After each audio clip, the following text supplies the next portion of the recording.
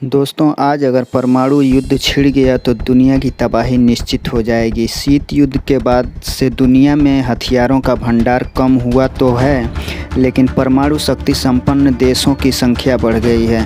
परमाणु हथियार हासिल करने वाले नए देश अपना खजाना बढ़ाने में जुटे हुए हैं, जबकि अमेरिका और रूस जैसे पुराने परमाणु संपन्न देशों के पास पहले से ही बहुत बड़ा ज़ख़ीरा पड़ा है। सभी 9 परमाणु शक्ति संपन्न देशों के पास कुल 13,400 परमाणु हथियार हैं, जिनमें 3,720 हथियार सेनाओं के पास हैं, जबकि बाकी के परमाणु हथियार रिजर्व में रखे हुए हैं। अमेरिका, रूस जैसे पुराने परमाणु संपन्न देशों के पास हज़ारों वैसे परमाणु हथियार हैं जो ऑपरेशन में नहीं रह गए हैं और जिन्हें डिसमेंटल करने की ज़रूरत है।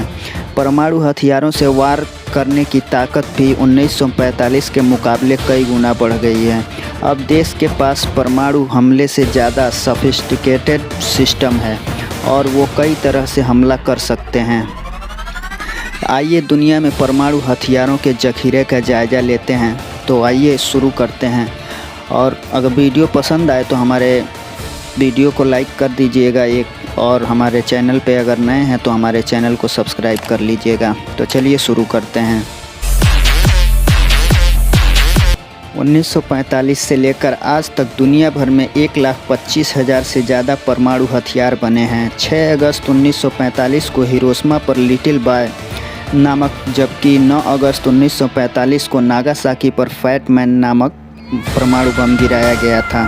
1963 में आंशिक परमाणु बम परीक्षण प्रतिबंध समझौता हुआ और वायुमंडलीय परमाणु परीक्षण पर प्रतिबंध लग गया।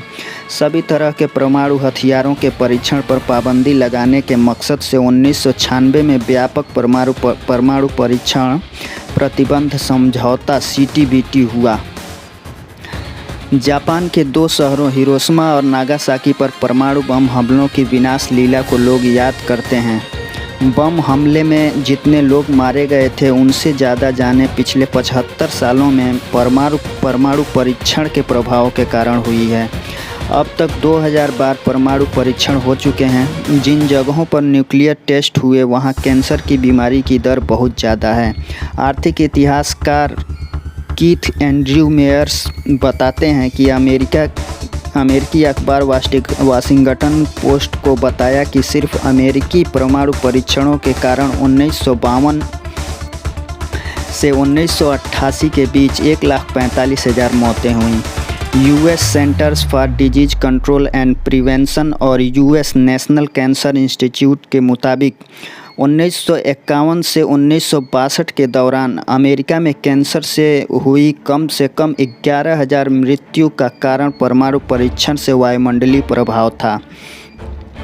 1946 से 1958 के बीच मार्शल आइलैंड में बिकनी अटॉल पर अमेरिका ने 23 बार परमाणु परीक्षण किया।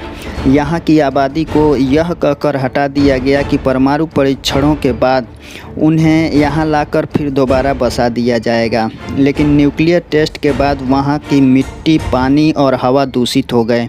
वहाँ आज भी रेडिएशन लेवल सुरक्षित श्रेणी से बाहर है।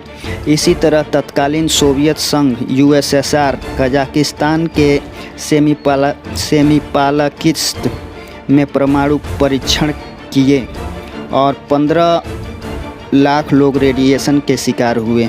इन उदाहरणों से बाकी देशों के परमाणु परीक्षणों के दुष्प्रभाव का बखूबी अंदाज़ा लगाया जा सकता है।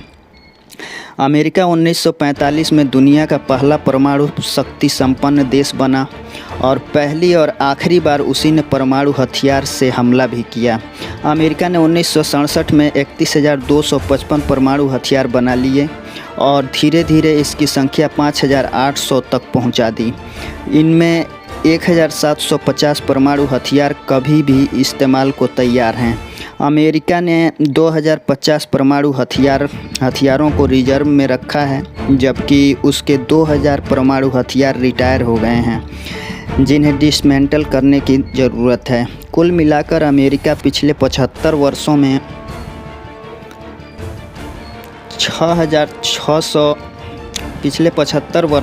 66,500 परमाणु हथियार बना चुका है। अमेरिका ने अपना पहला न्यूक्लियर टेस्ट हिरोशिमा पर बम बरसाने से कुछ हफ्ते पहले किया था। उस न्यूक्लियर टेस्टिंग प्रोग्राम का नाम ट्रिनिटी दिया गया था। मैनहट्टन प्रोजेक्ट के तहत 2 तरह के परमाणु बम बनाए गए थे। यूरेनियम आधारित बम को लिटिल बॉय नाम दिया गया था, जिसे हिरोशिमा पर गिराया गया था। दूसरा प्लूटोनियम बम था, जिसे फैट मैन का नाम दिया गया था, जिसे नागासाकी पर गिराया गया था। तो दोस्तों सोचिए कि परमाणु बम परीक्षण से इतनी जाने जाती हैं कि सोचा भी नहीं जा सकता। तो अगर कभी वर्ल्ड वार हो गया तो अब आप बताइए कि उसमें कितनी जानें जाएंगी। क्या धरती पर कोई इंसान भी बचेगा? तो आपको ये वीडियो कैसा लगा हमें कमेंट करके बताइए और अपनी राय बताइए कि ये परमाणु बम बनाना कैसा। तो हमारे वीडियो को लाइक कीजिए, शेयर कीजिए और सब्सक्राइब कर लीजिए।